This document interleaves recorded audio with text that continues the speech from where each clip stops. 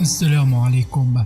أعلن أحد أصدقاء مشهور مواقع التواصل الاجتماعي السعودي إبراهيم السويلم عن تعرضه لانتكاسة صحية نقل على إثرها إلى المستشفى، حيث خرج صديق السويلم عبر حساب السويلم في سناب شات مؤكدا أنه فقد وعيه وتم نقله للمستشفى. وأضاف في مقطع الفيديو بثه أن أهله جميعا يعلمون بحالته حاليا، وقد دخل المستشفى الساعة 1 ليلا وهو متعب وينتفض.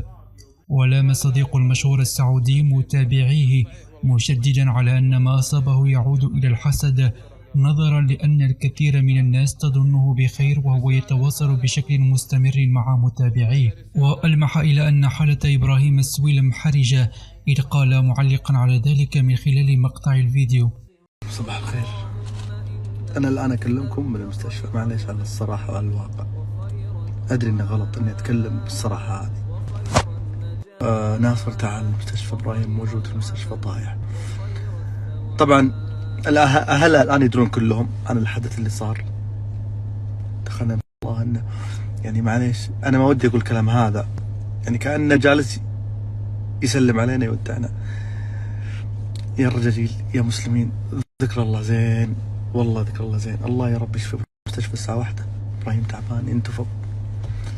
يا جماعة الخير ذكر الله زين، والله العظيم، ودائما دعواتنا له بالشفاء والعافية. والله يعني الدكتور جاء وقال لي الأمانة الليمفاوي فعلا فيه كذا، أو السرطان اللي فيه كذا، فقر دم بسيط، ولكن ما في شيء تقرأ عليه. والله إني أقرأ عليه ويهدى. لما يترك القرآن يرجع لحالته، والنفضة اللي يمر فيها وأشياء ما يدري عنها هو نهائيا.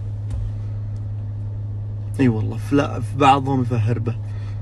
يعني جايه رساله لي وله، انا جالس اصوره مثلا من شوي.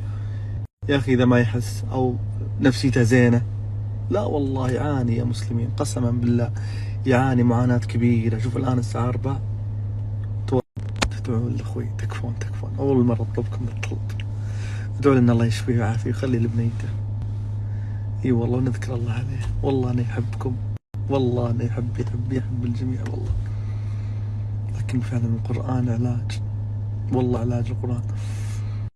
نفضة غريبة قسما بالله. الدكتور جاني قال في شيء، وش فيه؟ يقول كل تحاليله سليمة.